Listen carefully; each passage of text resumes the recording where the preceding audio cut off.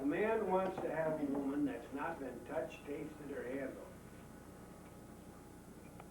I know a man right now that's in there in the throes of divorce because she stepped out with some other man. A lot of times men will step out on their wives, and the wives will somehow forgive them for that. But a man will never forgive his wife for that.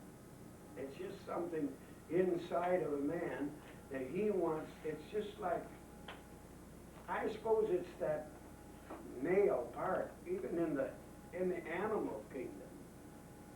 The bull of the woods, the buck of the woods, whoever that might be, doesn't want anybody messing with the does. You know, I mean, it's just a fight and kill over that thing. That's a part of a man inside of him. He doesn't want some woman that has been molested by anybody or anything. And I wouldn't say that, you know, how it would go, but if my wife ever stepped out of me, it's goodbye, dear. I'm sorry. That's it for the rest of your life. Sorry, I can't do that. And she realizes that. But she's not going to step out. But I'm saying that's a part of it all. And you can, if you want to do something to preserve your marriage before you get married, is live pure until you get married. And then when a man's got a woman that's pure, he's not going to want somebody else. Yeah. Because he don't know what he's going to get. But if he's got somebody that's pure, he's going to like that. He just feels that that's his property, and he doesn't want anybody else messing with it. Am I right, Paul? You understand that, don't you? You're a man, you understand that. Okay, now I'm going to go to the next verse, but before I do, there's a lot of character building in that one verse, isn't there? I could have taught your class tonight, and you could have taught mine. What do you say about all this, Faith? I think for only $10 each, you may touch my table.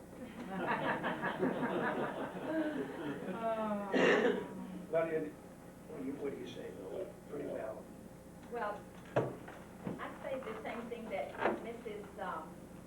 Sammy Allen said, that I gave up my dreams, that my husband's dreams might be fulfilled, might come true. And in doing so, I mean, there's a peace there, and there's a joy.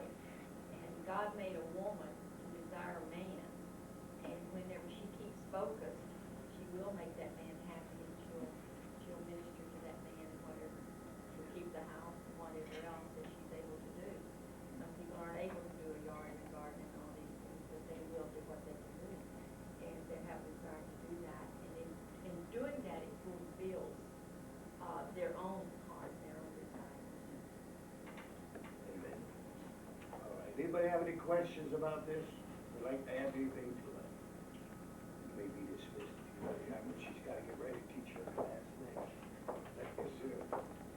That was a valuable verse, was it not? That's right. And really, this is what we've been doing for these 4 or 5 years of this character building class. It's just taking one verse at a time. We may only get 3 or 4 verses in a session, but they're so full of all sorts of admonition. Verse 2 says, "He that walketh in his uprightness feareth the Lord, but he that is perverse in his ways despiseth him." Despises the Lord, you see. The upright fear God.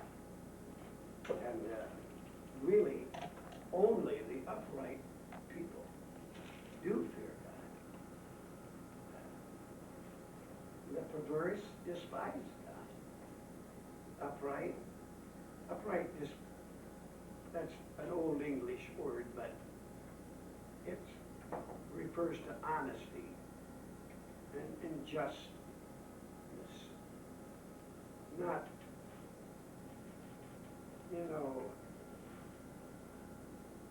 twisting the truth or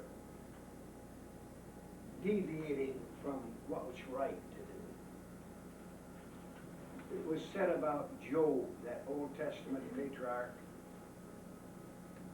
It said, there was a man in the land of Uz. That's the first verse of that book. whose name was Job.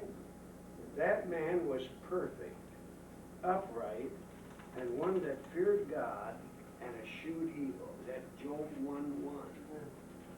Now, when it said he was perfect, it did not really, in a sense, have to mean that he never did anything wrong. Never did sin, because we read in that book where he did some things, he did some things that weren't wrong. He had a lot of pride. But anyway, it really means that you're a mature person. You've come to perfection. You've come to a place of maturity in your life where you eschew. That means to hate evil. And if you don't hate, listen to me, if you don't hate sin, you're still practicing sin. But when you get to the place where you hate sin, you'll stop practicing. Amen. Right. Because you hate it. I don't want it. I don't want it in my life. I want to live a pure, holy, godly, separated, consecrated, dedicated, sincere Christian life. And when you do things that are wrong, I hate it. I don't want it to happen. It messes up my mind. It messes up my devotion to God and my testimony. That's what I'm talking about. It's a character. It's a part of the deepest part of a man's character. To fear God. He that walketh in uprightness feareth the Lord. You don't want to do anything to offend him. Yeah. I don't. I do, but I don't want to. There's a verse that I quote every time I preach, every time I teach. Before I got into this classroom tonight, I went over into the auditorium and laid down on my face up on the podium there and quoted this verse. Without faith, it is impossible to please God. That simply means this. Without faith, faith is depending upon God. Faith is depending upon Him. So I'm saying, Lord, without my faith, without my depending upon you, I cannot please you. But if I depend on you, I know it pleases you when I do that. I say that every time I go to preach, because I don't want, it's a demonstration of faith. I preach by faith. I teach by faith, depending upon the Lord to be able to communicate with people about these spiritual truths. Well, anyway, he said, it talks in that verse about, but he that is perverse in his ways. A perverse person is somebody that is turned aside, an obstinate person, a stubborn person, sometimes contrary, a cross person, irritable person. They don't want to do what's right, and they despise the Lord. Character is revealed so much in our conduct, the way we handle our affairs in our life.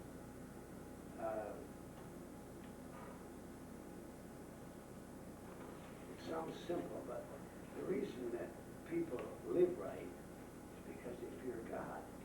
That's a pretty simple statement. But if you don't fear God, you cuss, damn, and swear and live like hell. Just do anything you want to do because you don't fear God. I was brought up to fear God.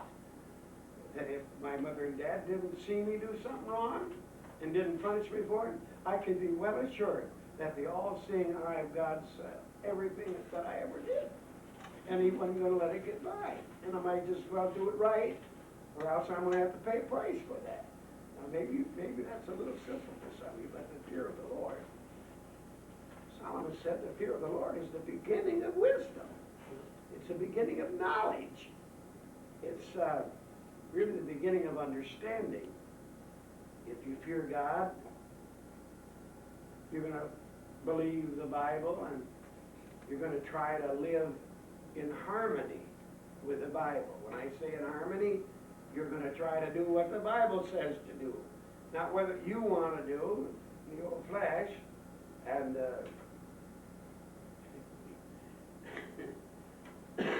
you're going to respond to this little lesson tonight because you fear God. Say, Brother Green said it, and it sounded like it's a Bible truth to me, and I'm going to try to practice that. That's the kind of workings that goes on inside. I don't know how you feel about it, but I always have tithed my income, give God 1/10 of my income. And I wouldn't even think about not doing it because I fear God. And I believe you don't tithe. I believe you. God said if you'll tithe, I'll open the windows of heaven, pour you out a blessing. There'll not be room enough to receive it.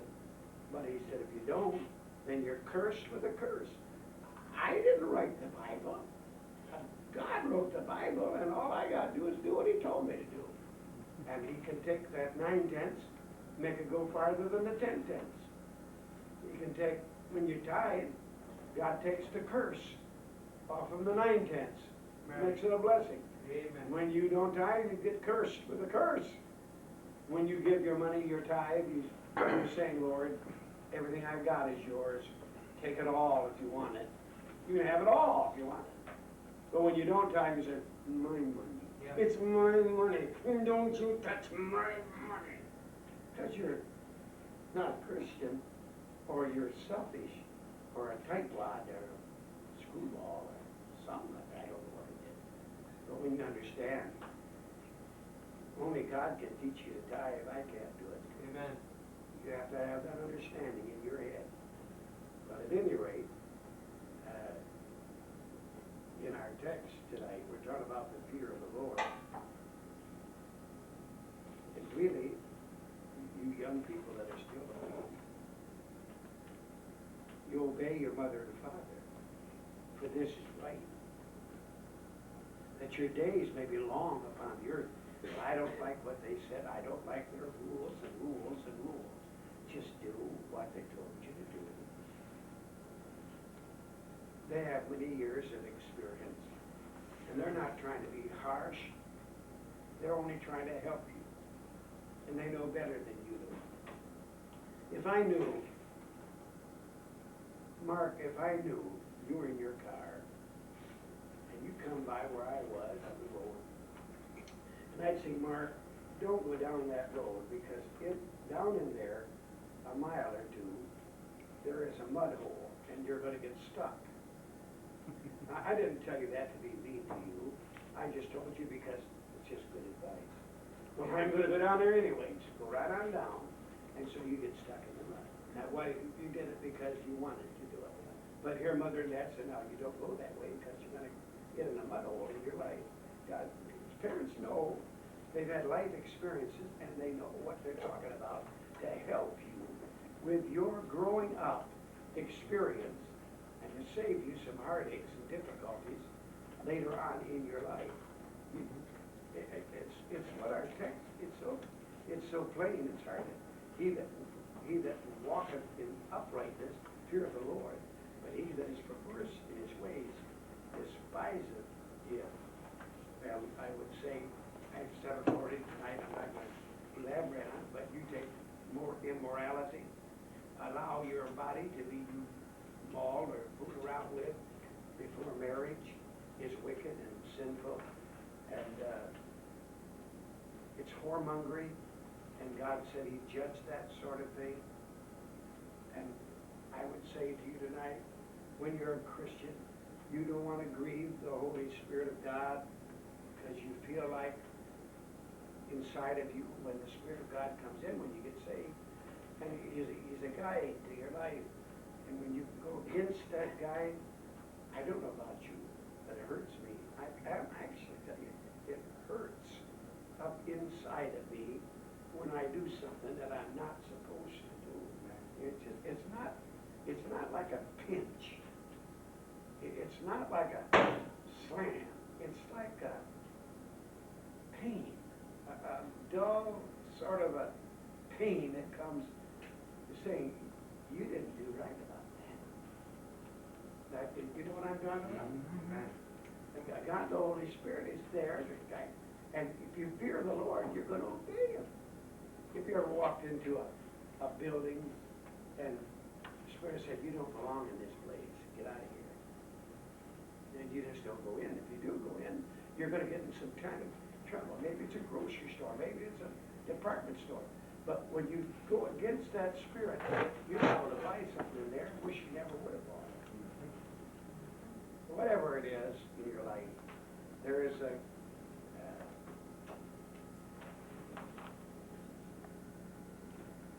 all-seeing eye, there's a guiding light, there's an experience from God. And when you fear God, you're going to listen to God, and those inner movings, it's like having a monitor, an inside monitor, telling you what to do. And if you fear God, He said in our text, you're going to walk upright, and you're going to fear God. Would somebody read the last two verses of the 12th chapter of the book of Ecclesiastes? That's the next book from Proverbs. But the last verse. Go ahead, Mark, you got it right there. Let us hear the conclusion of the whole matter. Now hear the conclusion of the whole matter. Fear God and keep His commandments, for this is the whole duty of man. For God shall bring every work into judgment, with every secret thing, whether it be good or whether it be evil. What is the last verse of the 11th chapter? 12th chapter. Therefore remove sorrow from thy heart, and put away evil from thy flesh, for childhood and youth are vanity. See, just plain good old horse sense is all I'm saying to you. Jesus said, and fear not them which shall kill the body, but fear Him who is able both to kill, able to destroy and kill the body in hell. I mean, it's just a matter of you. If you fear God, you're upright. If you don't fear God, you're not upright. That's verse 2. Verse 3, I'm trying to make a little headway. I think last week I got 2 verses. But it does not really matter. We're not rushing. We're here to teach Christian workers the values and to put these structures. When you get values under your life, and you have some character about you, God can put His hand on you and put His finger and touch you and say, I want to use you because you got some character. You got some values in your life. We're living, excuse me, but we're living in a day. This is Grandpa. This is Dad. This is you. And this is your children. These are your children. Now Dad got his values from Grandpa. And he passed his values to him. And they were good values. And then Dad passed them to you, his values. And we come down to your children, many times the kids say, I don't want these values. Right. I don't want this old, pokey stuff. We don't live like we did back in the 1800s and 1900s. We're in a different culture. We've got a different attitude. See, that's the thing as being a Christian.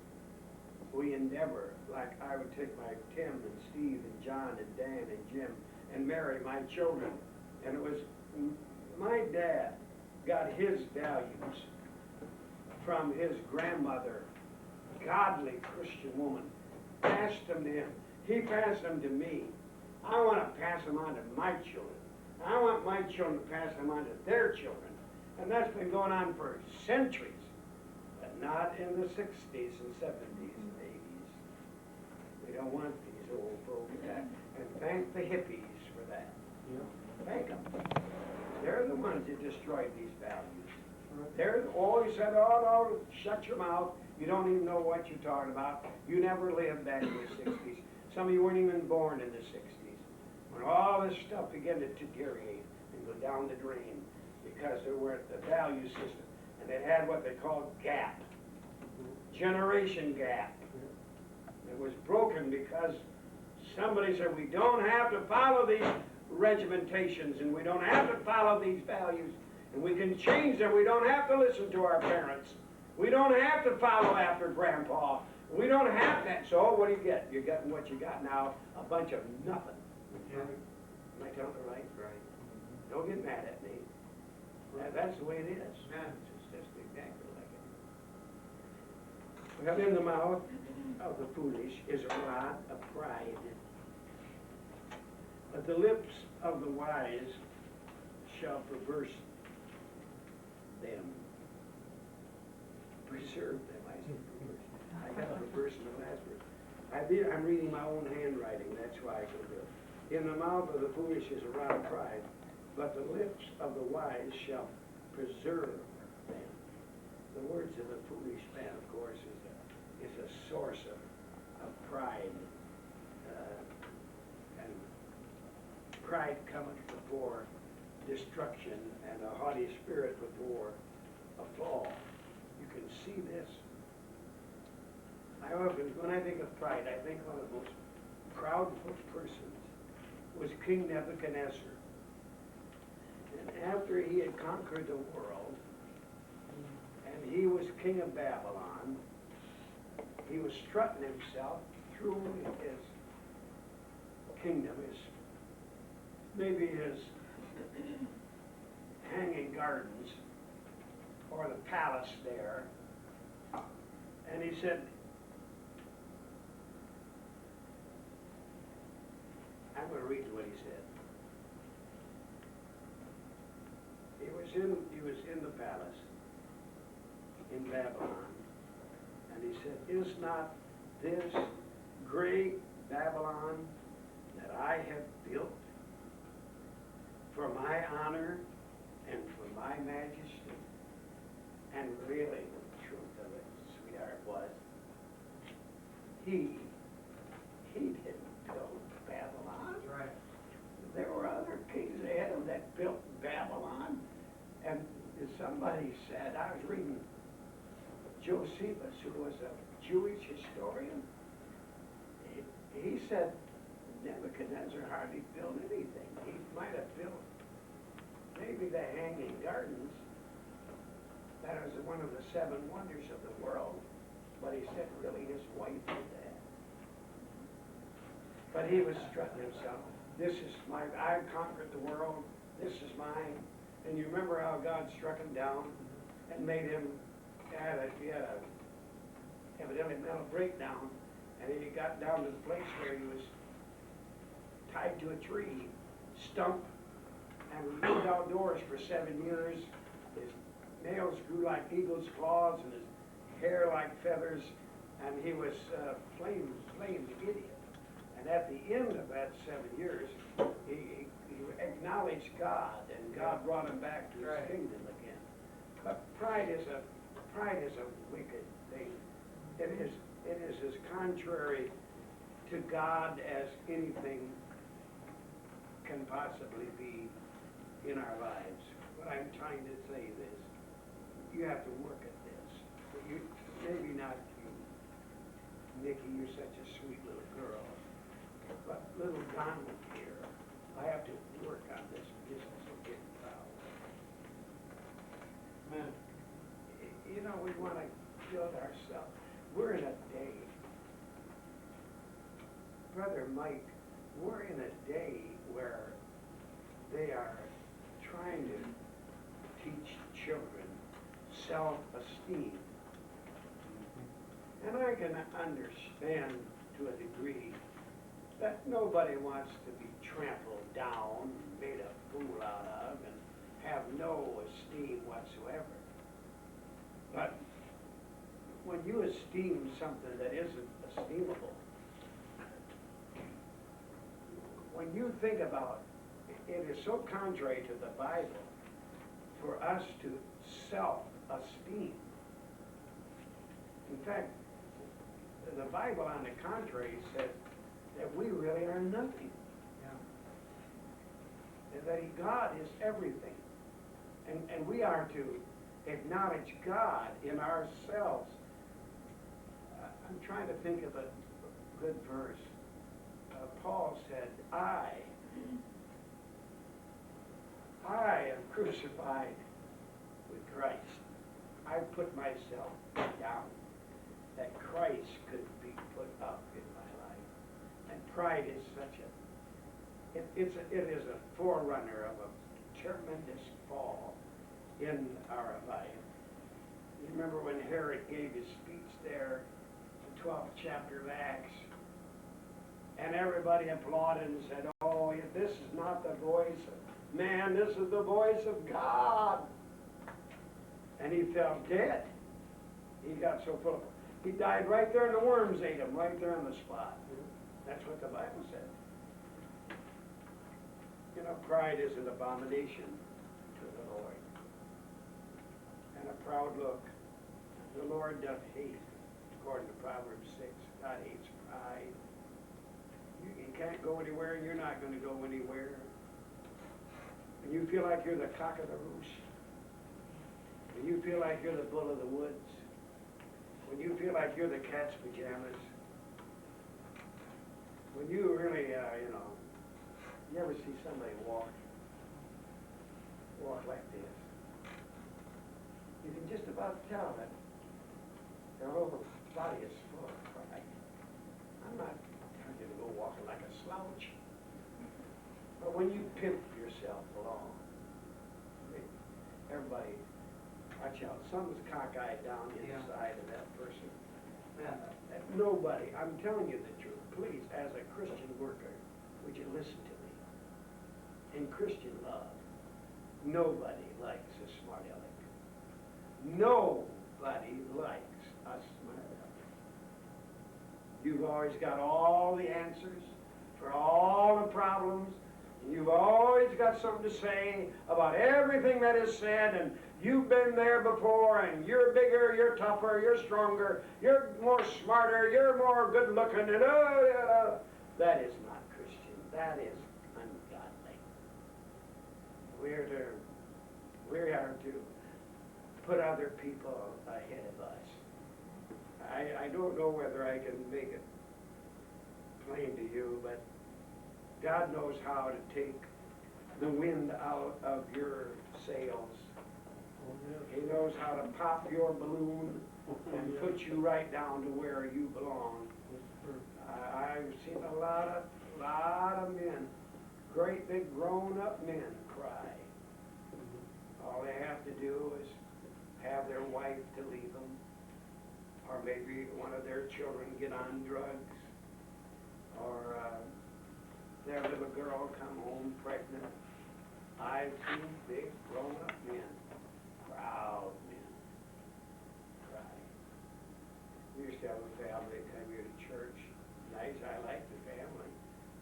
But the man got full of pride. And usually people don't have anything to get proud of. They just get proud, you know. He carried himself. He guys the cocky. And he told me, he said, this is after he left the church. He told me, he said, his daughter sort of had a crush on a boy that wasn't a Christian. And he kept telling her, no, you cannot go with that boy. And she begged him, said, no, you can't go. I won't let you go with that boy. And one time he said that she just put the pressure on. Said, we're just going to go somewhere and we'll be back in a little while. And after an hour or so of pressure, He said, all right, go ahead. And he said, I knew the moment I said that I said the wrong thing. And that trip, that one little time with that boy, she came home pregnant. And he said, I know it's all my fault. I gave in and gave over just that one time. And that boy, abused right on her. I'm trying to tell you something. God knows how to take that cockiness right out of you. You do as you want to do, but maybe you're just a teenager here, and you say, well, I don't know how God could take any well, you could lose your job.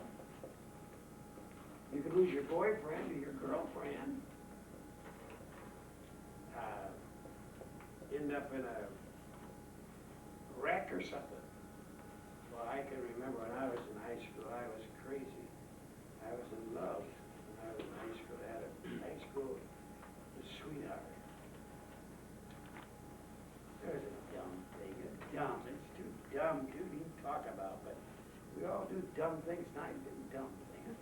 This girl, I went away to Bible college, seminary, and I would have come back that next year and married that little redhead.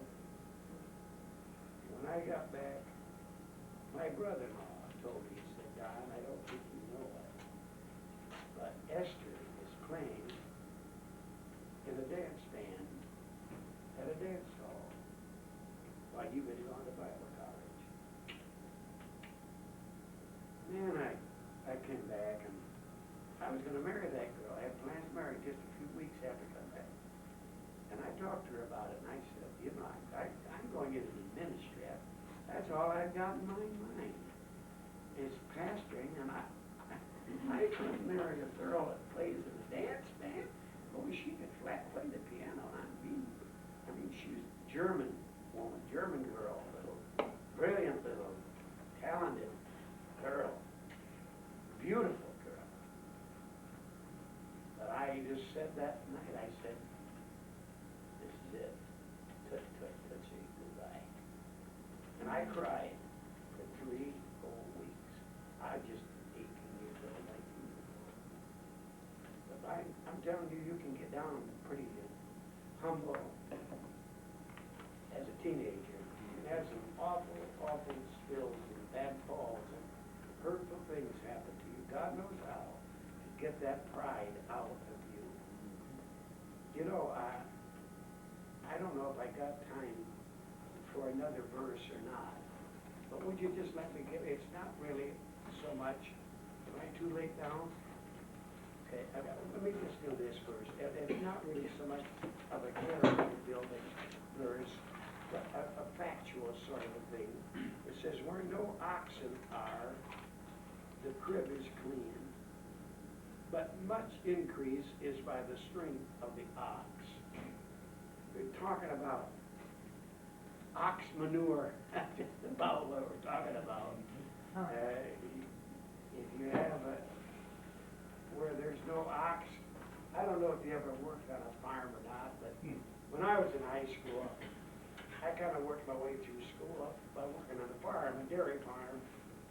And on Saturdays, you'd haul manure all day long. Put it in a manure spreader and take it out and spread it in the fields. That's a nice thing to talk about, but it's a good thing to learn how to do it. It's a good thing to forget about, too. But where there isn't any ox in the crib, where there's no ox in the stall, there wasn't any manure in that stall.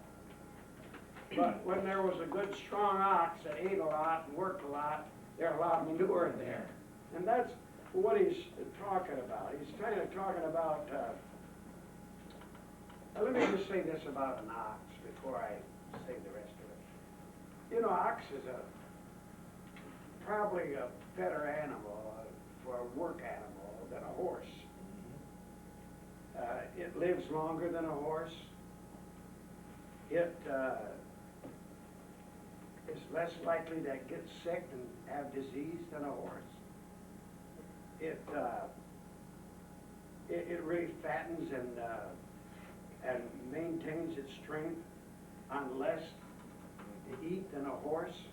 You know, you eat like a horse, but they don't eat like a horse. It costs less to feed them, and not only that, but its manure is more profitable, and really when an ox gets worn out and can't use it anymore, I can listen, you can shoot it, eat it. You know, you can't do that with a horse. And you know, even the horns and the hide is valuable, and it costs a lot less to put shoes on their feet, and the harness that you put on an ox is a lot cheaper, made out of wood most anyway. And it's more patient and easier to handle, and a lot less dangerous than the horse. But the much increase of this ox, this is strength that makes money, it's prosperous. But we're talking about this ox being strong. Maybe you've heard people say, they're strong as an ox.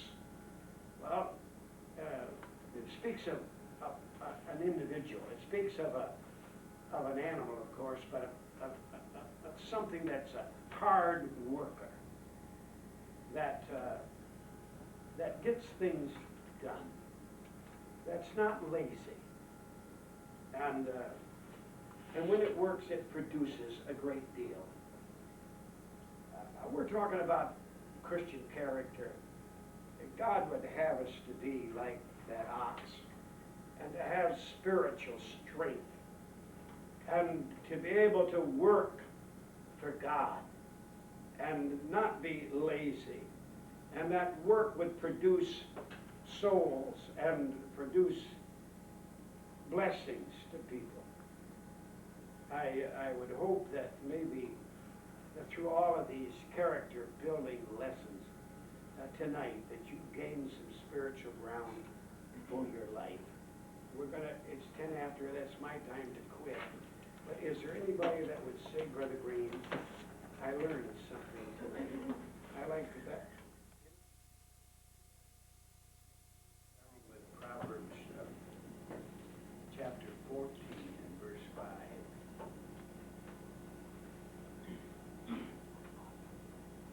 A faithful witness will not lie, but a false witness will utter lies. I think most of us recognize what a witness is. Basically, a witness is used in court to verify crimes or whatever has been done, and our court system is built around people telling the truth. So they place their hand on the Bible and lift a hand to heaven and swear to tell the truth, the whole truth, and nothing but the truth. That's a part of our system. But in our Christian world, a witness is somebody that tells what they saw. Like a witness for Christ is telling somebody what has happened in your life. You could witness the fact that a change has come to your life since you trusted the Lord as your Savior. If you've had something happen to you, then you can witness. And if you haven't had anything, it's pretty hard to witness something that you didn't see, or haven't felt, or haven't experienced. But we're talking about a faithful witness here, and somebody that doesn't lie, but a false witness will lie. You remember the story in the Bible about Joseph? He would go to where his brothers were keeping the sheep or whatever, and he'd come back and give his father a report, an evil report of what his brothers was doing. And of course, course, they hated him because he told the truth. They were, whatever they were doing, I don't know, drinking or carousing or immorality, I don't know what they were doing, but he always gave a evil report. Now, there are people in the Bible who gave false witness. You remember when Paul was he was being held captive, and the Jews were really out to do him in, and he was in court several times, and the Jews hired an orator. His name was Tertullus, and he went before the king and witnessed against Paul, really made up false witnesses and said that he was a pest and that he was trying to overthrow the government and that he had profaned the temple. And all the Jews, of course, agreed with him. And the lies that were told to a politician, and Felix was the governor that was being lied to. You know, I would just throw this in about Felix. It's amazing how you don't find too many people by the name of Felix. You have a lot of cats by that name. The Apostle Paul was held up in honor. You take Caesar, there's a lot of dogs named Caesar, cats named Felix. But a lot of people named Paul. We have a Paul here tonight. The name really come from the Apostle Paul. A lot of people, a lot of girls named Pauline, Paulette, Paula, one thing another. And really, there are cities named after Paul, like San Paula, Brazil, St. Paul, Minnesota, famous cathedral, St. Paul's Cathedral in France.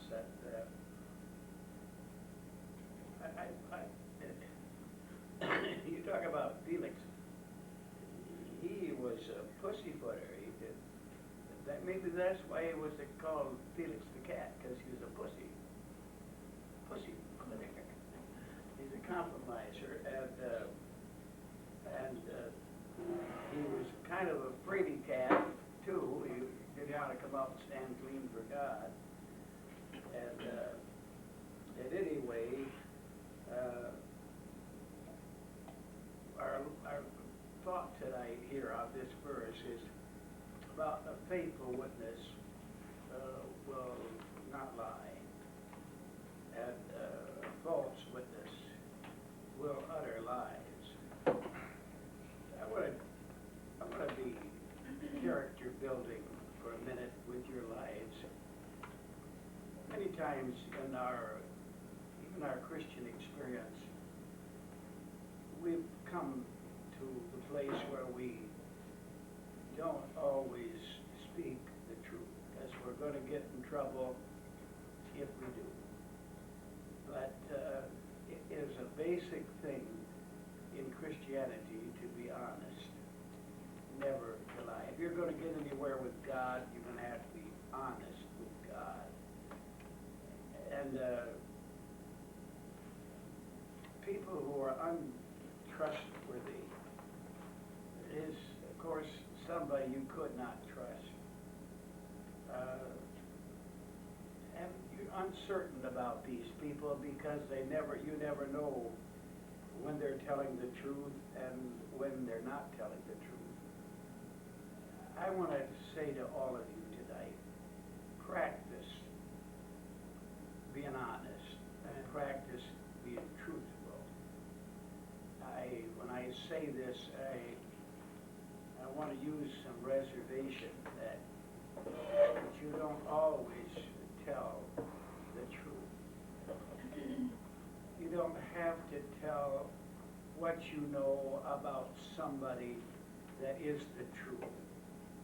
If it's going to hurt that person, even though it is the truth, it's best not to tell it. Can you understand that? And dragging somebody's problems out in the public. Usually, all of us would have something that we would not want to have said about us. And to be a good Christian, to have Christian character, you know, if somebody nails you and said, now you tell me the truth about this, all you have to say is, I would rather not say. That's all you have to say. I'd rather not. I'd rather not talk about it. I'd rather not say anything about it. You don't have to. When I say you don't have to tell the truth, you have to tell the truth or you're going to tell anything. But you don't have to tell the truth if it's going to hurt somebody. You don't lie about it, but you just refuse to answer something that you're trying to build your character to be the Christian that you ought to be. But when it comes to our part of civilization in our courtrooms and in our conversations, we must be honest. We must not ever lie. I can't conceive lying for anything or anybody. It's really unscrupulous. It is not Christian.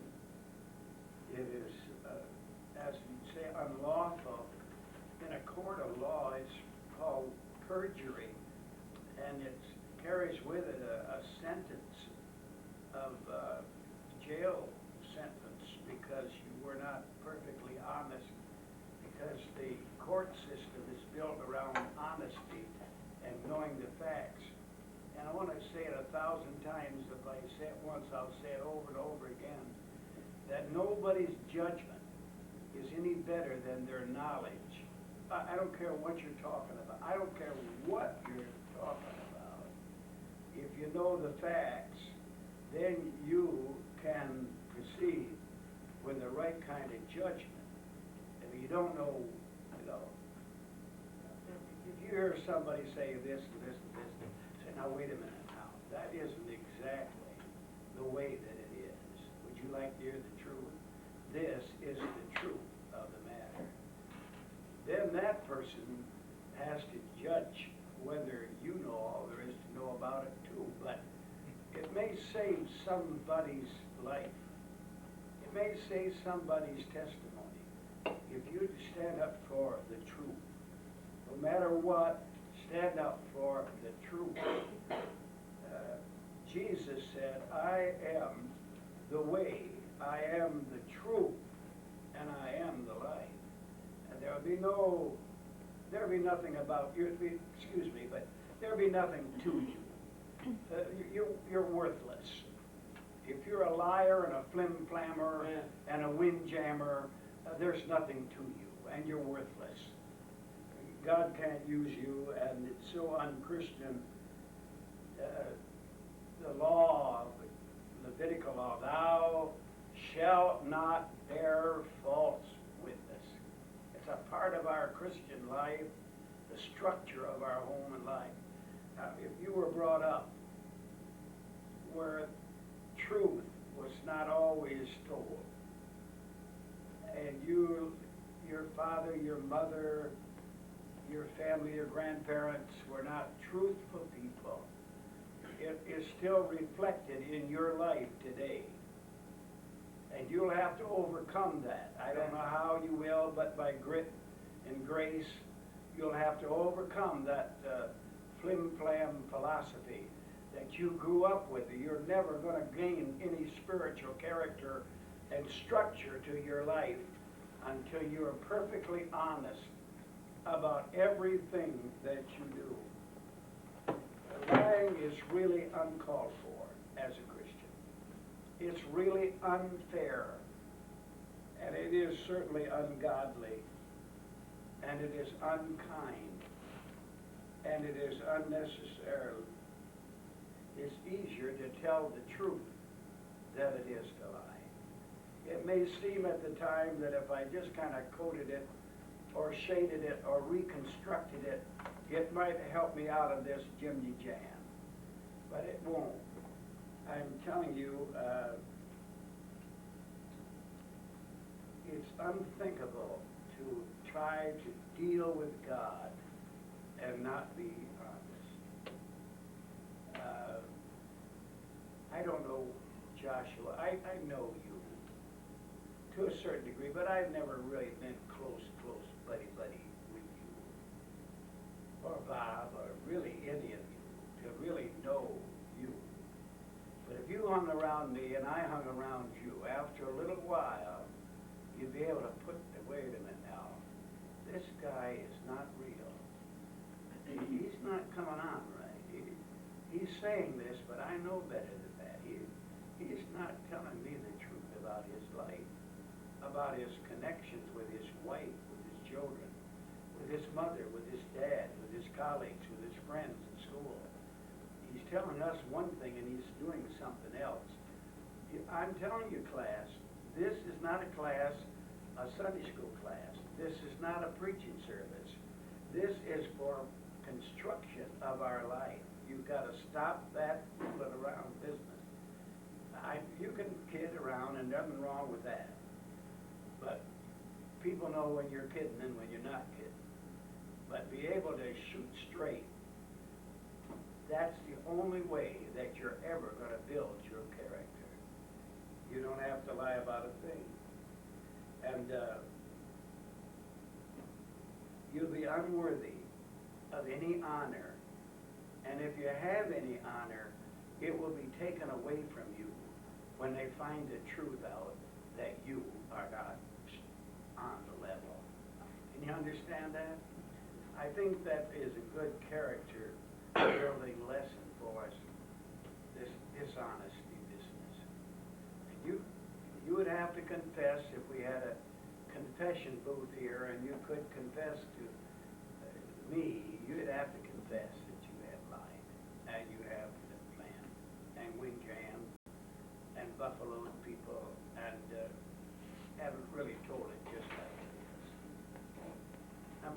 Verse number 6, 14:6. A scorner seeketh wisdom, and findeth it not. But knowledge is easy unto him that understandeth. He's talking to the scorner, he's talking about unsaved, infidel people. They seek wisdom, but they don't find it.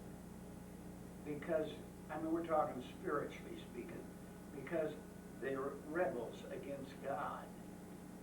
And because they reject God, the source of all wisdom is God. Amen. Proverbs 1:7, the fear of the Lord is the beginning of knowledge. But fools despise wisdom and instruction. The beginning of all of our wisdom is of course, fear of God. I guess you could see that if you do lie and you're not really straight, it's because you don't fear God, because you know God hears every word that comes out of your mouth. You're not kidding God. And he's talking in the same phrase in this 6th verse about scorners who seek wisdom and find it not. Because we are a Christian, you understand God has implanted into your heart wisdom that comes from the Holy Ghost that lives inside of us, enlightens us and instructs us and teaches us. And we have a wisdom that is not of this world. The wisdom of this world is carnal, but the wisdom of a Christian is spiritual as well as right. And true wisdom will justify God and would condemn ourselves. God, you're right. Even if I don't understand what you're doing, you're right and I'm wrong. That's wisdom, because you fear God, you know that He'd never do anything to you as a Christian that wouldn't be good for you, for all things work together for good. So it may not look good, but it is God's dealing with us. And He'll never put any more on us than we're able to bear. And God is, God, when I say you'll justify God, doesn't mean that that He has sinned and we're justifying Him. I mean that we'll justify in our mind, God's right and I'm wrong. The Bible's right and I'm wrong. And I'm not going to argue with the Bible. Our knowledge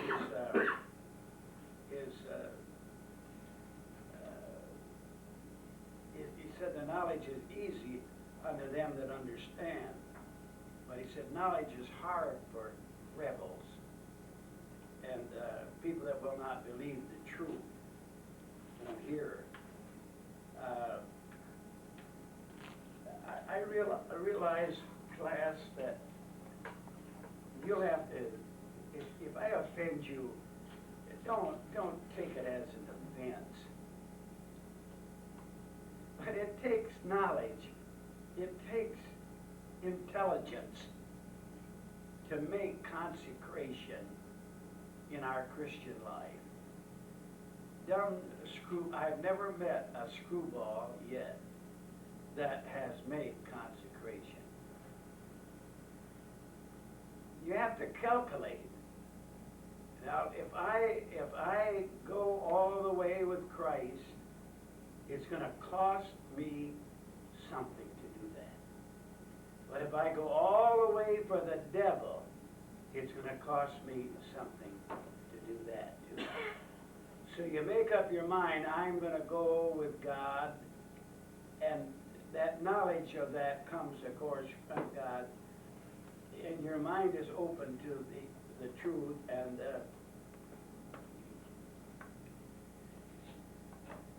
if you're not a hardhead, let me put it this way. Maybe I'm going to ask Mark, he's got his Bible open here. Would you read Matthew 13 and verses 10, 11, 12, all the way down to 17. Matthew 13, 10 through 17. And you'll understand a little bit more the way the Lord put it than the way that I'm going to try to stumble through this business of I'm going to think that I'm smart. In fact, I would think maybe I was a little bit slow.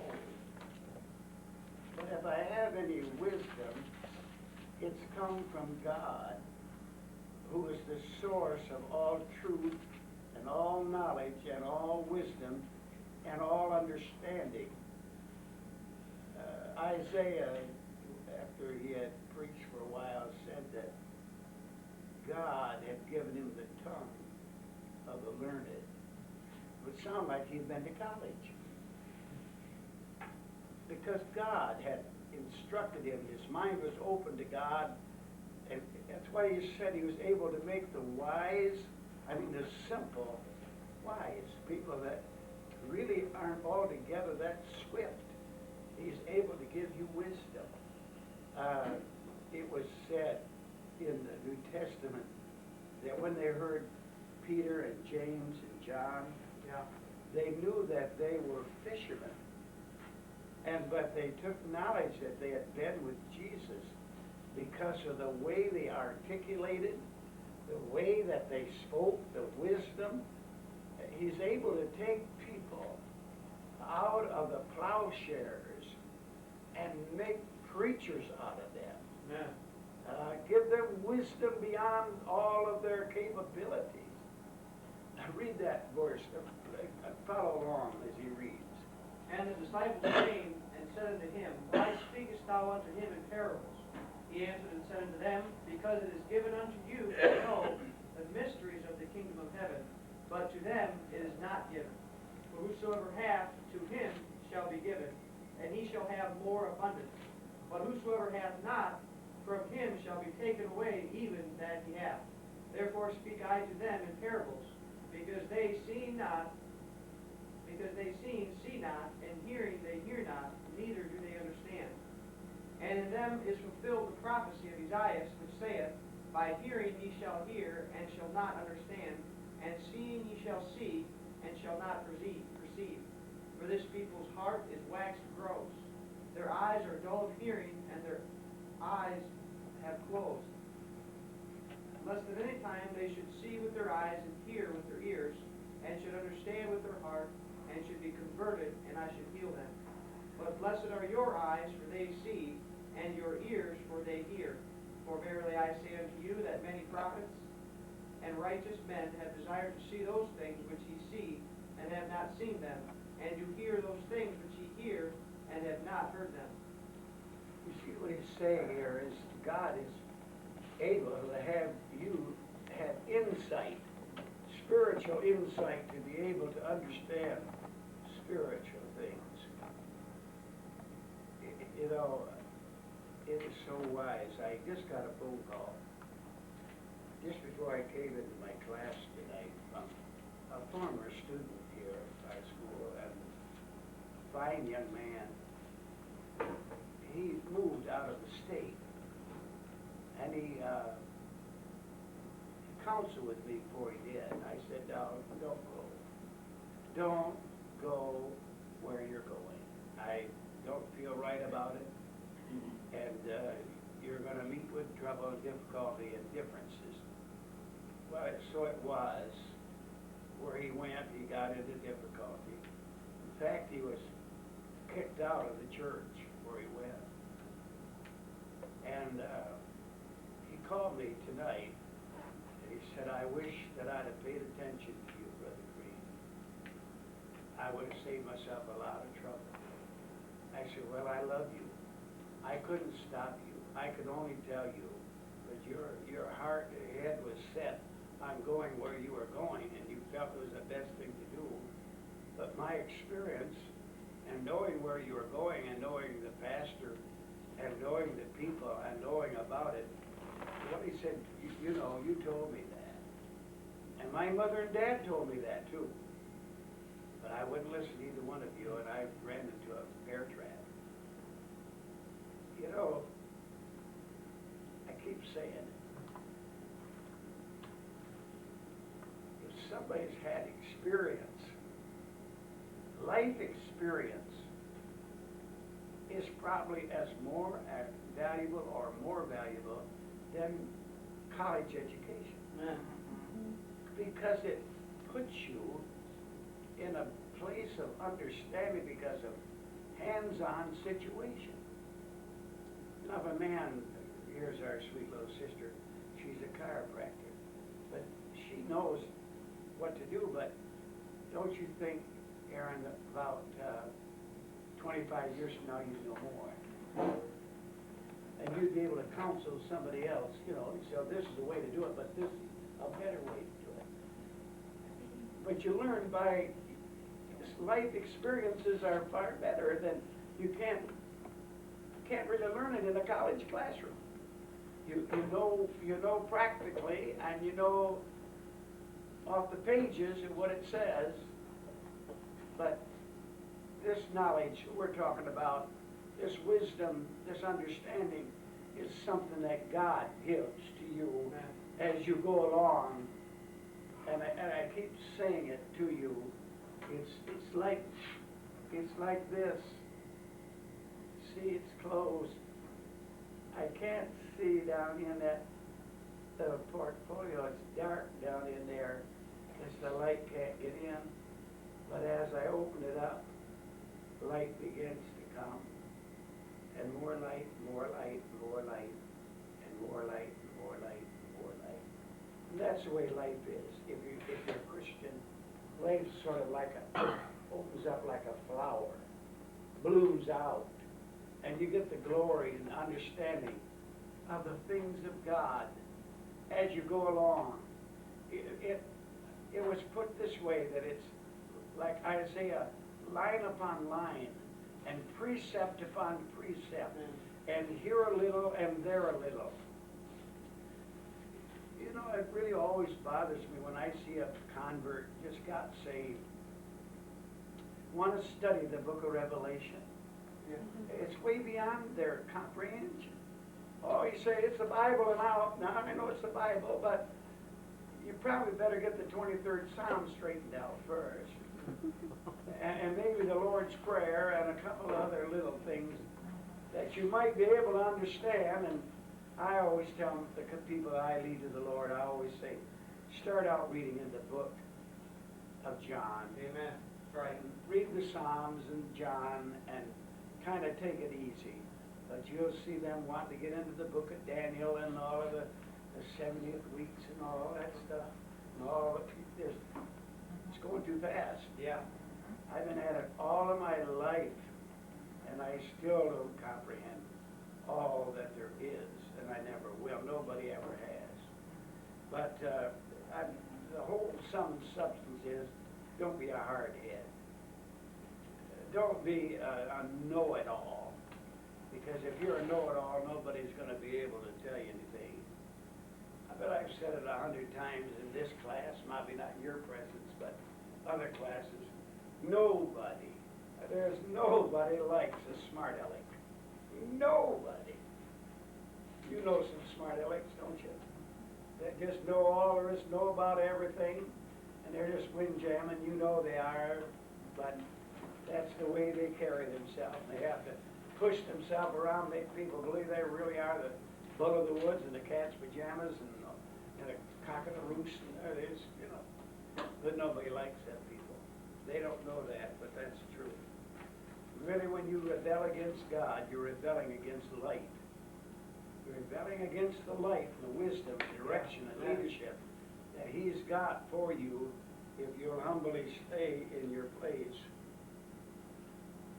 And I noticed this over the years, that what you don't know about the Bible, you believe it anyway.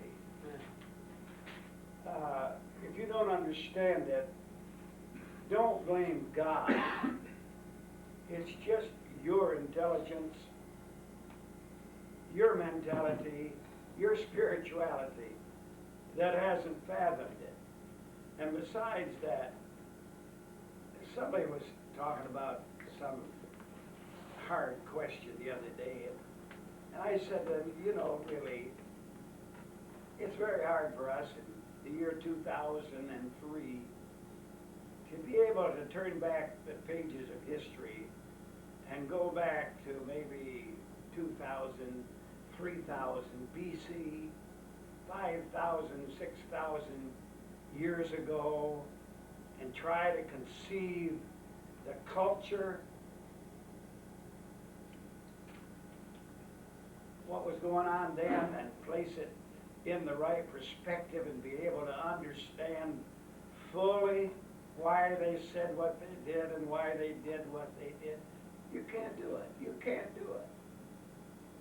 I find it interesting to read Flavius Josephus.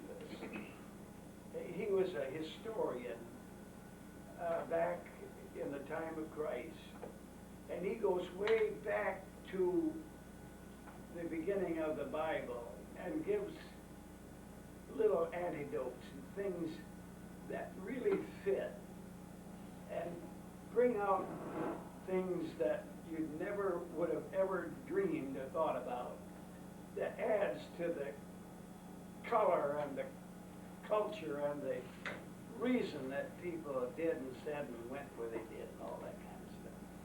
So no man's judgment is any better than his knowledge of any given thing. But Don't say, well, I don't understand the Bible, and I never will. Don't do that. If you really want to know, and you really pray about it, God will open up that scripture to you. And if you don't know, it's your ignorance. There's nothing wrong with God. And somebody said, why didn't God write the Bible so that everybody could understand it? Well, he did. He did, but you have to understand it through the Spirit of God that wrote it. That's right. And little by little, inch by inch, you will understand the Bible and understand the ways of God, the things that please God. And God will unravel the whole thing to you in the process of time. But His ways are above our ways, and His thoughts are above our thoughts. And I would be careful, as a young student like you are, of jumping to conclusions, of making decisions of this is what the Bible teaches. And I know a young fella that got saved here years ago. The first person I sent away to Bible college, this was back in 1955. And somehow he went to the same seminary that I went to. And I don't know where he picked it up from. But he picked up that man was a trichotomy. A dichotomy. That is that we are body and soul. And that we, really it's a body, soul, and spirit. It's a trichotomy, is what a person is. He said, and got it somehow, that man is a body and a soul, and you never get the spirit until you get saved, and then you get the spirit. But we're not talking about Holy Spirit, we're talking about a human spirit. But that fella got that in his head, and you talk to that guy today, and he believes the same thing. It's just warped, it's wrecked his life, really, because every preacher that he goes to doesn't believe like he does, so he calls a heretic because he doesn't believe like he does. And the guy has a screwball, he's off base.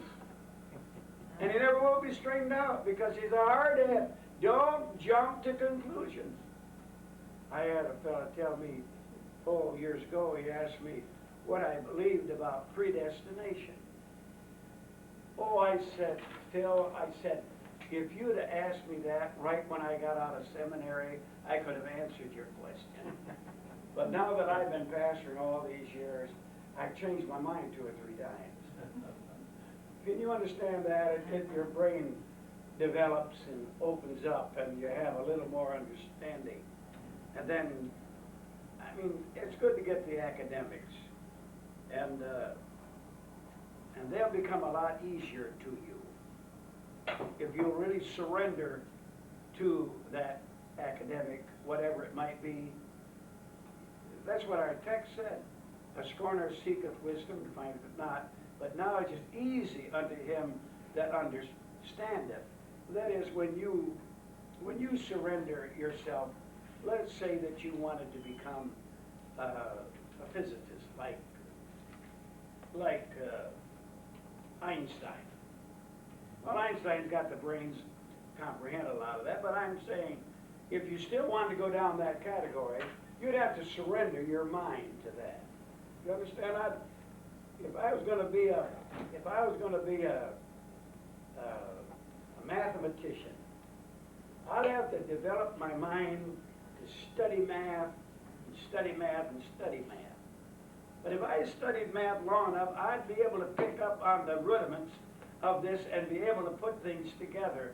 And whether it be calculus or whether it be geometry or whether it be algebra or whatever hard thing it might be, you'd understand it because you got the basics and your mind was given over to this sort of thing all your life. There are some people naturally that way, but you can academically pick up just about on anything if you give your mind to it. And if you wanted to be a Bible scholar, you give your mind to that, really, that's what you can be.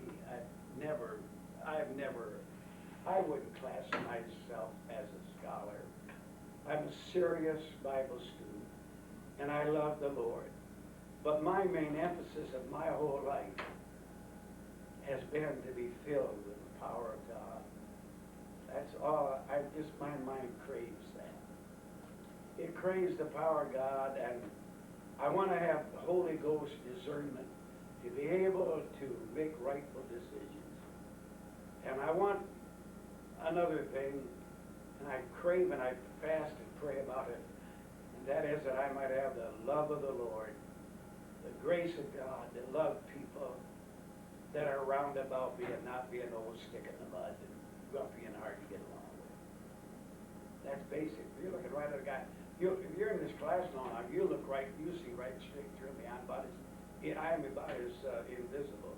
I mean, you just see, you say, yeah, I didn't see that. That's what Brother Green emphasizes. And you are just about what you emphasize. What you really emphasize is just about what you're looking at. If I wanted to be a professional baseball player, I'd have emphasized that thing. And I'd have been all I'd dreamed about and thought about. And you're not careful. Whatever you really want, you go after it, you might get it. If you want to be a millionaire, you liable to get it if you went after it. You might have all the problems that you might have along with that. If you want to be a movie star, you might get it if you go after it. You never know what you can do. But I hope you don't go after it.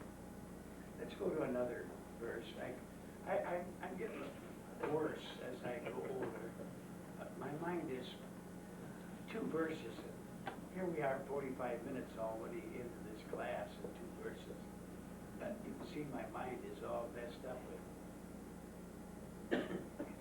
thoughts and philosophies and things of it along these lines. This next verse says, "Go from the presence of a foolish man. When thou perceivest," when you begin to understand, not in him the lips of knowledge. Would you write it down? Never associate with vain, empty, ignorant people. It's nice to be nice to them, kind to them, but you're going to be just about, you tell me who your friends are, and I will tell you who you are. Can you understand that? Does that make sense? If you hang around stupid screwballs, you're going to be a stupid screwball. It'll run off on you. It'll trickle right down through your brains that this is life, the right kind of life. And you take people who never received the truth, nor really are interested in living a godly Christian life. Be nice to them, but don't hang with them. That's right. People that don't uphold the Bible, people who don't uphold their parents. You find somebody that's criticizing and finding fault with their parents. Don't hang around with those people. I know parents aren't perfect, but they're the first people that ever loved us. And they're the people that really catered to us to make us anywhere where we are now. My parents really are responsible for that. And never hang around people that are rebellious against your pastor. Not that I'm altogether that great, but if they have criticized the pastor who loves them and prays for them and interested in them spiritually, those kind of people are worthless. Amen. I'm not trying to be, but if they disregard, respect, authority, and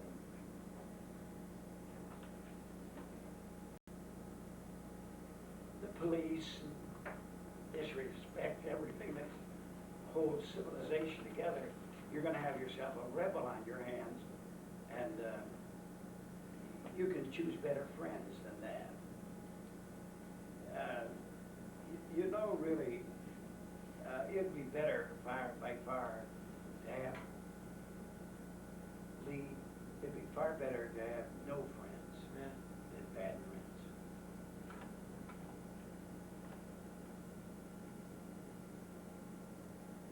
You know, there are people who are a loner.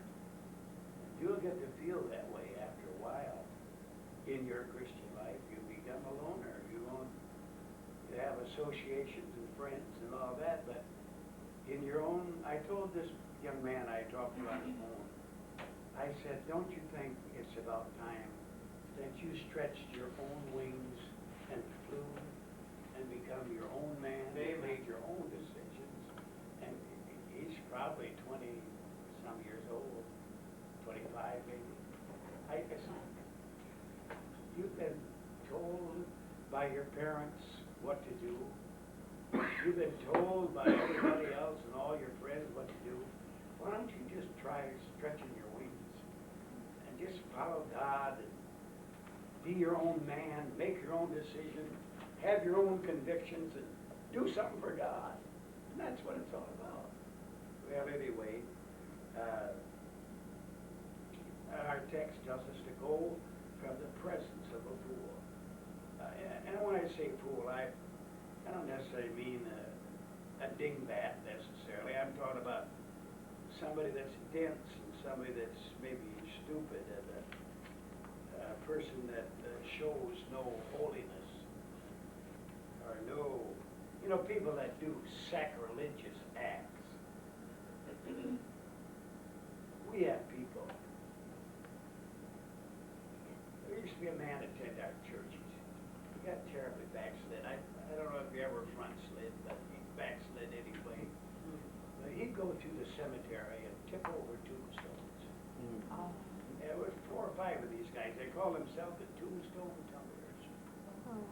You say, well, what's wrong? Well, it's, you're pretty low down to molest a grave. Somebody's loved one lives and died and was buried there in that grave, and it's respected by somebody.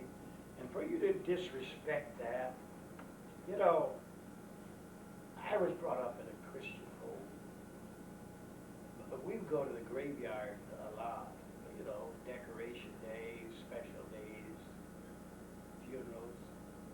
My mother and dad taught me never to walk on a grave. It's very hard for me to do it. Sometimes you almost have to. You can't hardly tell where the grave is and where it's not. And I conduct a lot of funerals, and the path that goes to the grave where I'm going, the casket is being carried right across me, and the pastor leads the way to the grave, and I feel so crummy doing that. It's something that, but it's character. It's something that is engraved in you, and if you hang around somebody that doesn't have good sense like that, if somebody that's immoral, and you can sense the jokes and the dirty talk and the actions and the flirtations and even his comments that he makes or she makes, and they're dirty and they're filthy. Listen, you want to gain ground, leave those people alone. Be nice to them, but just, you hang around that crowd and you will assume and take upon yourself some things that you wish that you never would have. And people that are careless, people that are silly,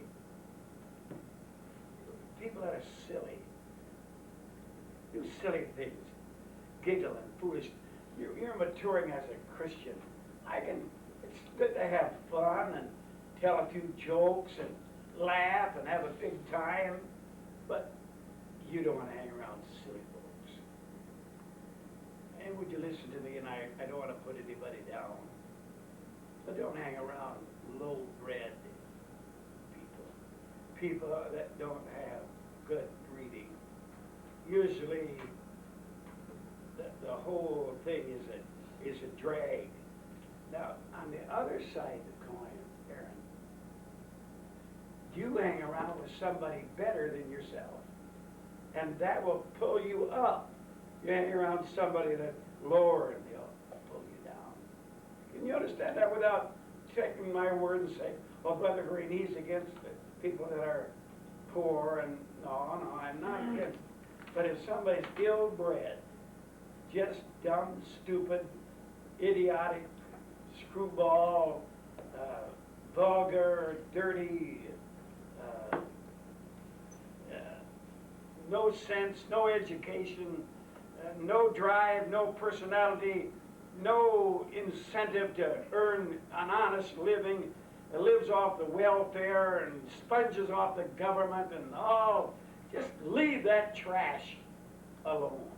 You say, Brother Green, you're calling people. I'm just talking to my class of students. I'm not preaching. I'm not teaching a Sunday school class. I learned this. It took me a little while. I was 4 years into the ministry when I resigned my church, and I took an associate pastorate in Florida, and I was visiting, and I was getting people in, but they're the kind of people you couldn't keep in church because they didn't have any character. You get them in a little bit, and they'd be right back out. And the pastor's wife, she was real nice about it, but she said, Don, you're wasting your time. Everybody needs the gospel, and that's true. But these people who live down here in the ghettos, you can win them, and thank God for the ones you win. But while you're trying to win one or two of them and disciple them and mount anything, you could be winning 20 people over here that are working people, good people, moral people, people who've got culture, structure under their lives. That you misunderstand me when I'm saying. Can you misunderstand what I just got to say? Do you understand what I'm saying? It's not a matter of tramping down on people. You're right. It's a matter of common horse sense. You try it. You try building a church on white trash. You can't do it. There's not enough culture there to keep them in church. They won't have the discipline. They don't even have the discipline to go to work. Yeah. Let alone go to church. Right. And you can't do anything with them. You say, well, I know when they get converted, I understand all that. God knows that. And there have been people that have come right up out of the gutter and gone to the top for the glory of God, and I praise God for them. But something inspired them besides just trash. I hope I'm not, I have to be careful what I say, but your friends will affect your conduct.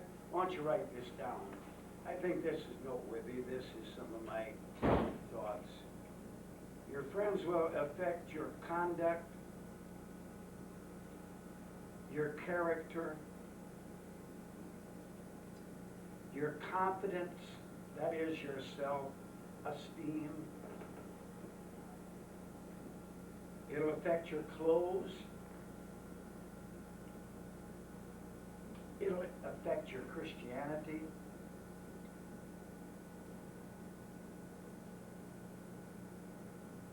It'll affect your consecration.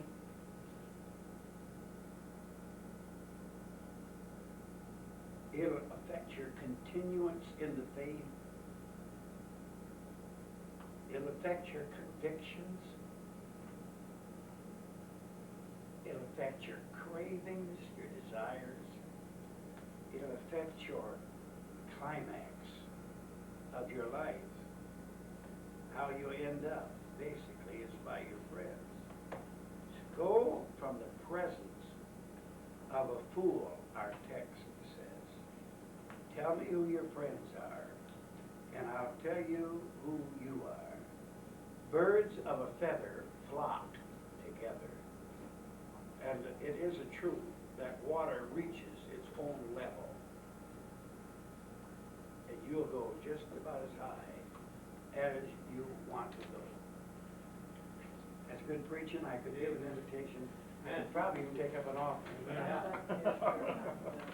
Let's go to the next verse. The wisdom of the prudent is to understand his way. But the folly of fools is deceit.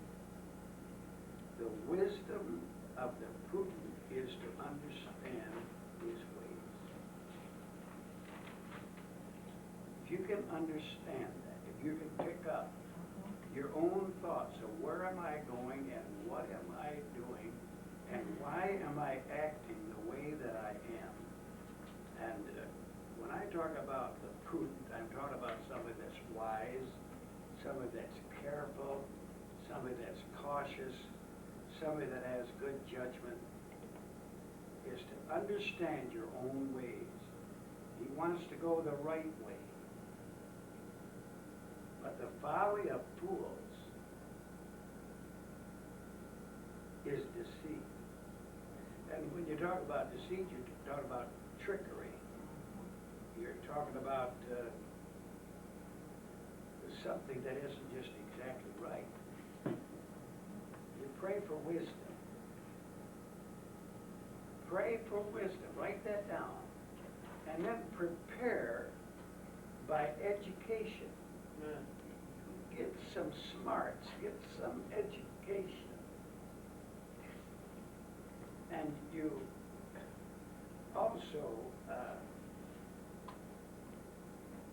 peruse the Bible. That's because they're all pieces. That means just to study and think it through and get some Bible under your belt and listen to your parents' guidance and your pastor's guidance and put God's will first in your life. That God's will would be done. I've said it before, but I'm going to say it because, you know, as you teach kindergarten, you have to go over it and over it and over it and over it. When you teach the class, it's going over and over and over. It's going to get it down inside, ingrained in your body, in your mind. Some of you are not married. Some of you have already made the decision.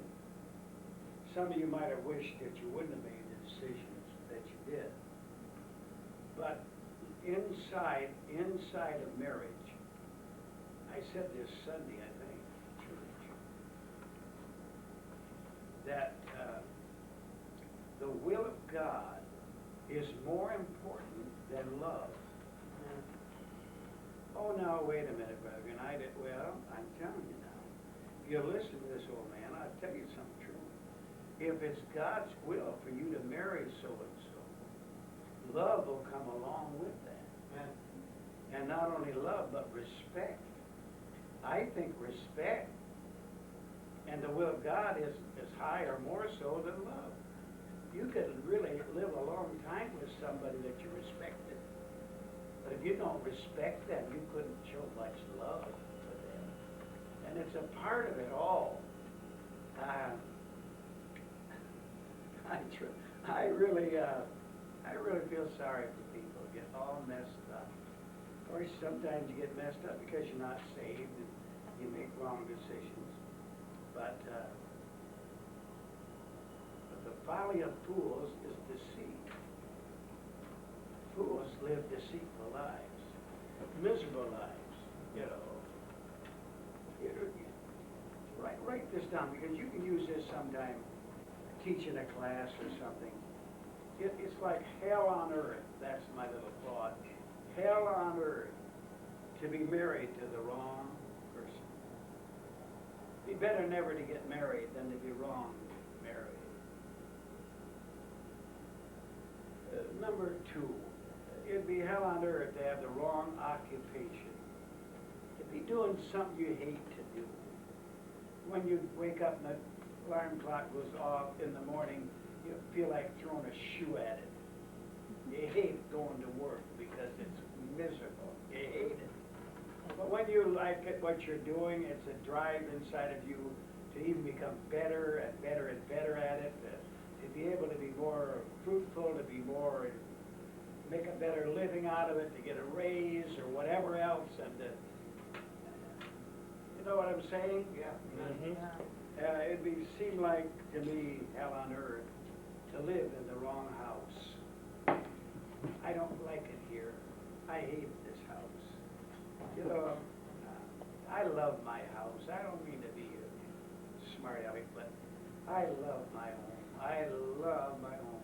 If you told me the White Hills Estate out here is probably the highest, classiest place in this area where if you own a home in White Hills Estate, you'd probably start at about $1 million home. But if somebody say, I'll swap you even up, I'd say, no, man, I like it right here. I like my home. I like my home. And not only that, but geographically, I like the city of Lansing. I love it. I've been here all these years, 48 years, but I loved it. I loved it when I was a little boy. I lived 30 miles from here. And if we ever went anywhere to buy big stuff, we'd always go to Lansing. And I love Lansing. We go to Owasso once in a while, St. John's once in a while, but when you want to really go shopping, you go to Lansing. And it's the capital of the state, and I love Michigan above all the rest of the world. I've been all over the world, from one end of it to the other. But there's nothing like Lansing, Michigan in my heart. We say, well, brother, ain't that silly? Oh, maybe that's silly, but I'm a happy man. I'm happily married. I live in the house that I want to live in. I'm doing the work, the occupation that I've always wanted to do. And I'm living on the street that I want to live on. I like it geographically where I am. How could you have peace and not have all of that going? You say, well, you know, you can say that. Well, now, wait a minute now. I've got a daughter. Mary is 30. Oh, she's 40. She was born in 1960. She's 43 years old. And she lives in New Guinea. And she lives in a place that is the armpit of the world. Filth, filth, filth. Native, third, fourth, fifth class, fifth world people. I mean, trash. Everywhere, dirt, filth, corruption, stinks. You ask Mary, she'd come right in that door, and I'd say, Mary, would you rather live over on Luana Drive with your dad, or would you rather, oh, Dad, I love it here. This is my home. Last I was there in May, and she said, this is my home. I love it here. I love these people. We're doing exactly what we called to do, and ever since she was a little girl, she always wanted to be a missionary, and she's right where she wants to be. Now, you can have all that kind of stuff. You see what I'm saying? When you're in the perfect will of God, you got a marriage that's right, you got a home that's right, you got an occupation that's right, and there is, you got your values right. Try to live a holy life. I know a lot of people that they're not even 40. They've been married 2 or 3 times. We have a man in our church, a wonderful man. He's been married 8 times. 8. Somebody didn't find the will of God.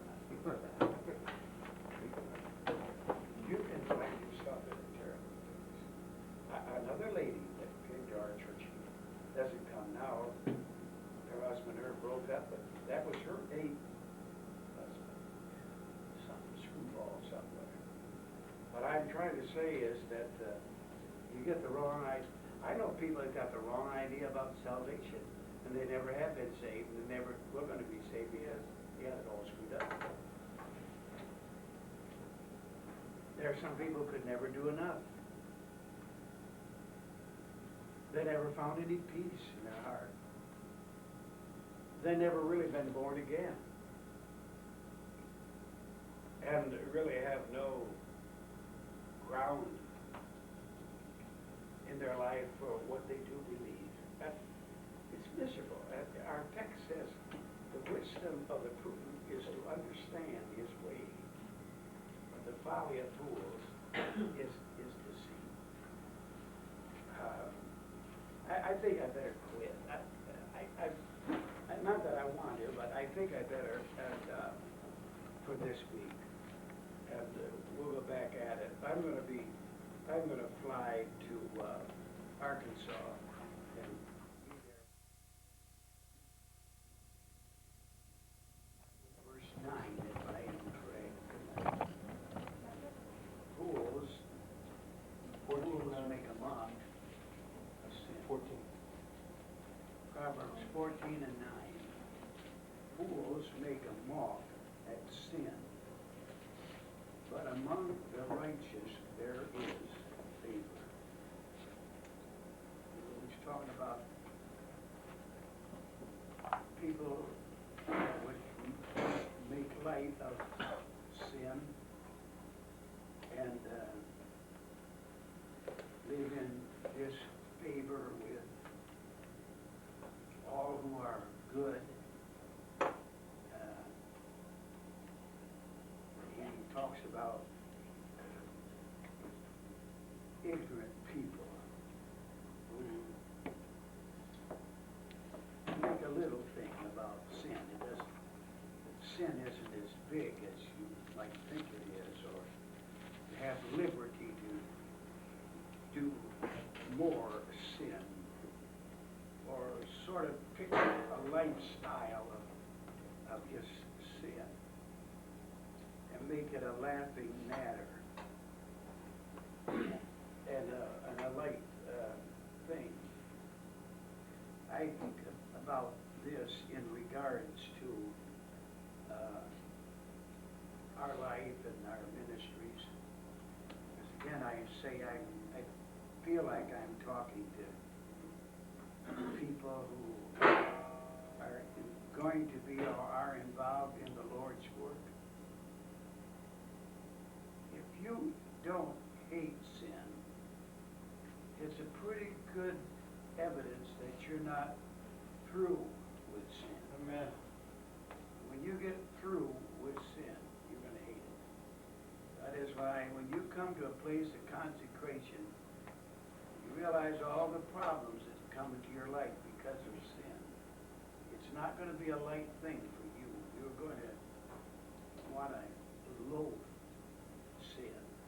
And seems like people have a lack of good sense that want to be involved in sin. Because sin leads to a wrecked life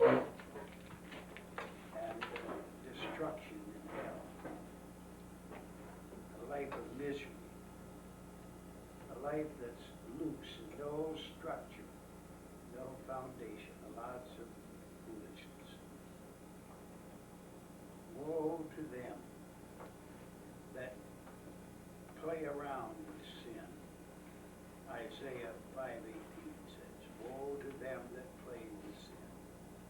Like you play with a new card.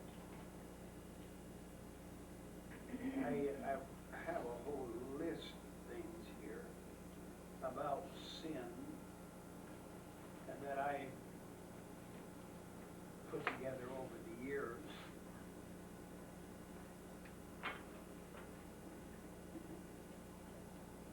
I'm afraid of sin because it will lead you on. You want to write that down? It will lead you on to other sins. It'll find you out. And sin will pay you off. Could you imagine what the wages of sin is? Yeah. What is the wages of sin? Death. What's that? Death. Yeah. Sin will bind you. Sin will blind you. And sin will bury you. This old saying, sin will take you farther than you want to go, keep you longer than you want to stay, and cost you more than you want to pay. Sin separates. sin steals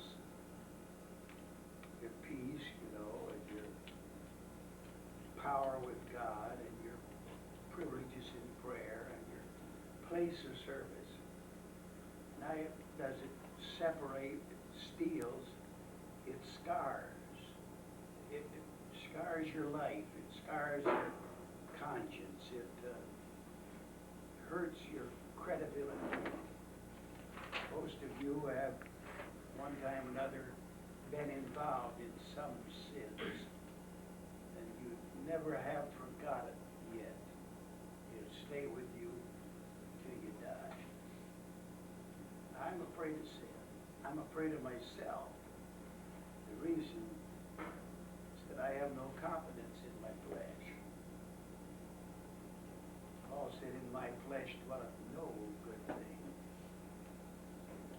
The flesh lusts against the spirit. I'm afraid of sin because of my mind. It might think the wrong things. And because of not only that, but of my hands, they want to do the wrong things. And my eyes want to see the wrong things. And my tongue wants to say the wrong things. I really am sincere when I tell you I fear sin. I know what it could do to me overnight. If I sin tonight, I could very well just lose my pastorate. I could lose my privileges with God. I just don't even want to think about it. I don't want to sin the least. I'm not trying to tell you that I am above sin. None of us are that. But I don't want to get involved in it. I don't want to look at something, handle something, be around something that's going to hurt my life and put me out of the work of the Lord and take me away from the presence of God. I couldn't pray like I want to pray. The power of God come off my life. I would be like Samson. I would wish not that the Lord had left me and the power of God had left me. I wouldn't lose my salvation, but I'd lose my power with God. And the possibilities of making a mark for God, doing something for God. Well, in any way, fools make a mock of sin. They treat it lightly. They think it's really can't have any fun unless you sin. But that's not the case. Yeah. I believe the happiest people in all the world are people who live consecrated Christian lives. Proverbs 14:10 says, the heart knoweth his own bitterness, and a stranger doth not intermeddle with his joy. If you don't mind me taking this text tonight and interpreting it as for you and for the Lord's work, I would say keep your nose out of other people's business and their problems. Now, we're talking to Christian workers now. Again, I say, this is not a Sunday school class. This is not preaching. I'm just talking to you as Christian workers. If you're going to be involved in the Lord's work, do not become a busybody and try to put your nose and try to counsel. Listen, try to counsel everybody. Try to be a person that's going to disciple everybody. Because if you get going into people's problems, you'll be surprised how that pride of that person will become bitter towards you.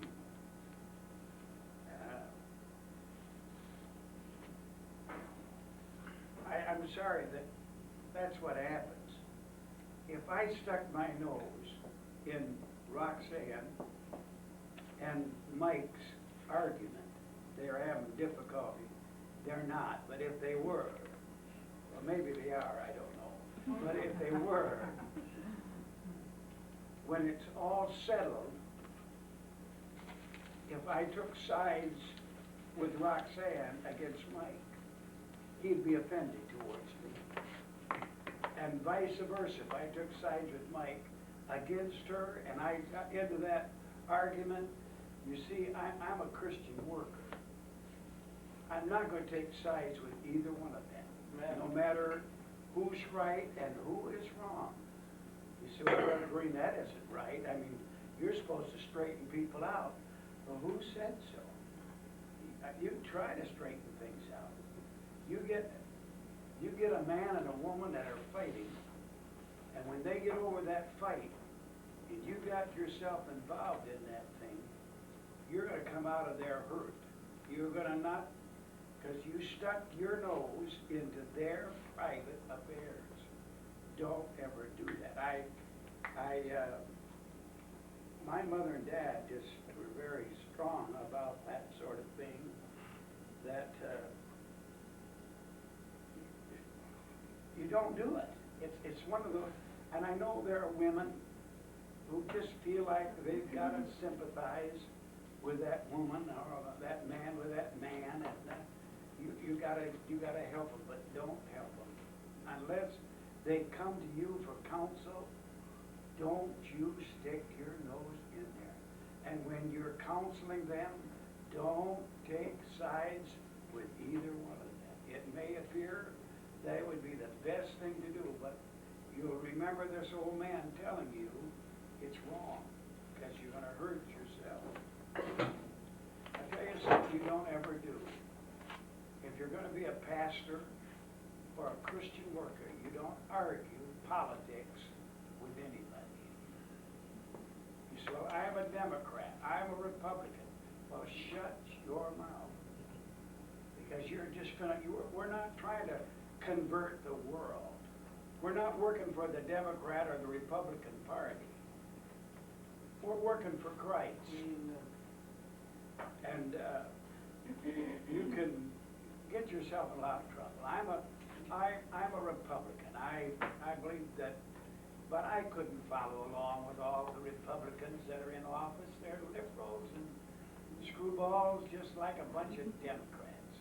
But just don't get involved in it. And then the black and white situation, you'd better keep your nose clean. And even though you may lean towards the whites against the blacks, you better not get yourself involved. You might say, well, I'm for the blacks and against the whites. Well, all you're going to do is hurt yourself. In our day, particularly with the new philosophies that are of politically correct things, you can't say anything about it. Just don't do it. And now if you are a parent, you have a child, and you feel like that child needs a spanking, if you have, don't ever tell anybody that you spanked that child. It's none of their business anyway. And I know that we have somebody that works at the front of the court. People get in big trouble over that, do they not? Just blabbing. Some teacher had a trouble with a child in school and wrote a note to the parent that this child needs to be disciplined for what he's done in school. And so they spanked the kid. Well, when they went back and the teacher said, did your mother and dad discipline? Yes, they spanked me. And they were right in trouble. They were in trouble right then that was just a little trick that she pulled just to get that person in trouble. Can you understand that? Don't tell anybody. It's none of their business what you do.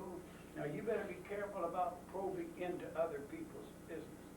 Now, I'm sort of opposed, and not in the long sense of the unions, for instance, are They help the workers, I suppose, but most of those unions are made up of wicked people and selfish, greedy folks. And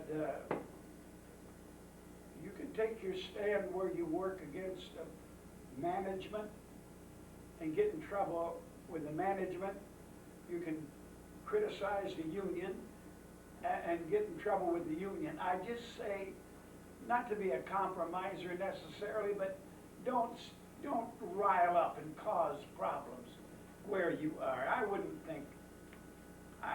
want to be one of those that would walk the picket line. Yeah.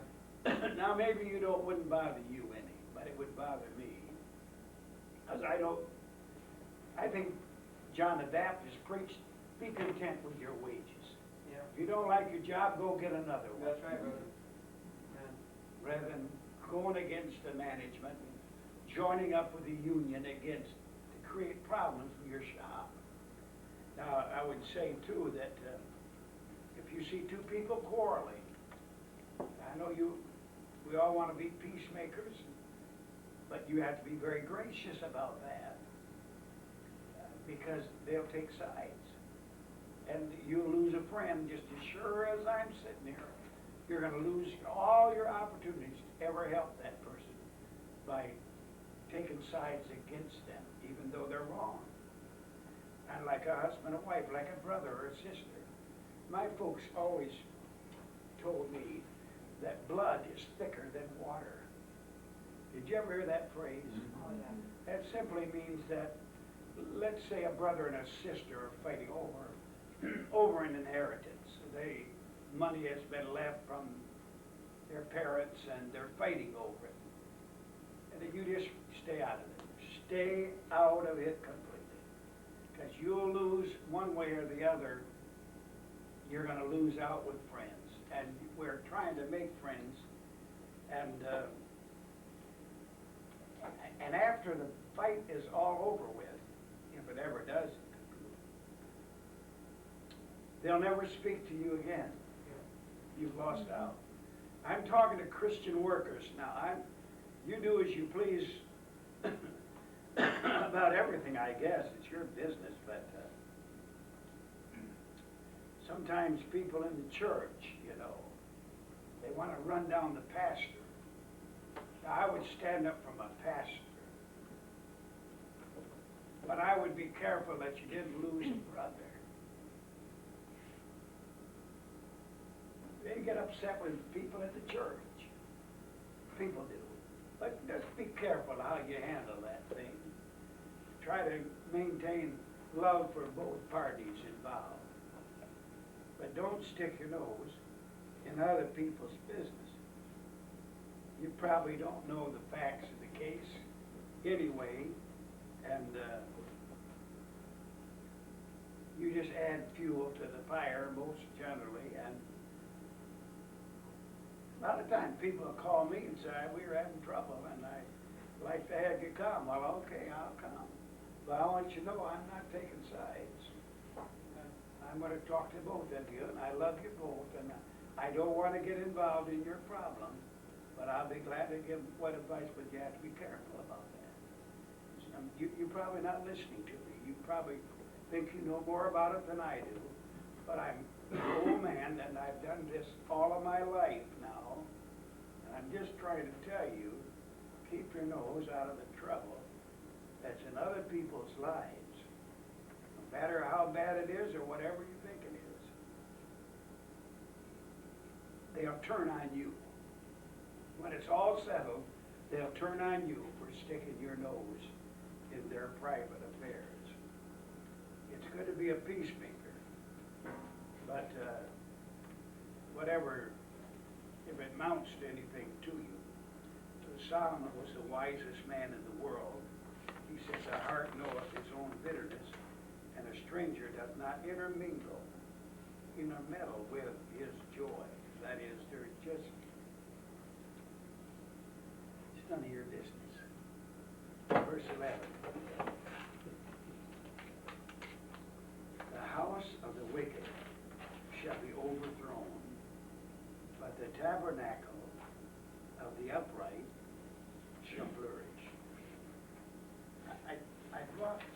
brought a lot of information tonight about this, and I could not cover it, but just enough to help you with what I'm going to read from the 7th chapter of the book of Matthew, verse 24, 25, 26, and 27, about the house of the wicked shall be overthrown, but the tabernacle of the upright shall flourish. Therefore, whosoever heareth these sayings of mine, and doeth them, I will liken him unto a wise man, which built his house upon a rock. And the rains descended, and the floods came, and the winds blew, and beat upon that house, and it fell not, for it was founded upon a rock. And every one that heareth these sayings of mine, and doeth them not, shall be likened unto a foolish man, which built his house upon the sand. And the rains descended, and the floods came, and the winds blew, and beat upon that house, and it fell, and great was the fall thereof. You can see our text says, the house of the wicked shall be overthrown, but the tabernacle of the upright shall flourish. This wise man built his house upon the rock. Of course, the rock is Christ Jesus. And he was a wise man because he sought the Lord's help in building his house. And when you build a house, you have to work at building it. When you build your life, you have to work at it. And he had to put a structure under his house, a rock for a foundation. It is a foundation that standeth sure is Christ. Now this sounds simple, but it's profound. Your life cannot, your marriage, whatever, cannot be founded on anything else but Christ. And you be a wise man. Your house will stand while others fall and divorce and whatever. That the rains come, and the rains will come. There's something about the rain that it comes whether you want it to come or not. And there are some things that you don't have any control over at all in your life. The only thing is that you have to be prepared for whatever emergency comes into your life. And whether it's a storm of some sort or not. But really, when the storms come and the rains come, then come the floods. And the floods bring destruction. And there is floods of humanism and socialism and New Age and immorality and worldliness and drugs and drink and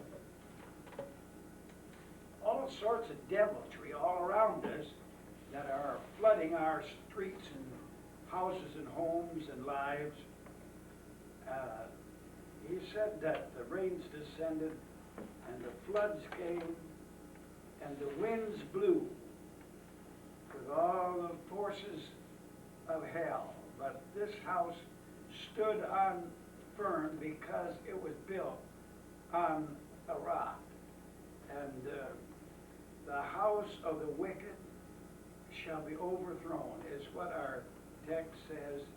And in Matthew, they hammered away at that house until it did fall.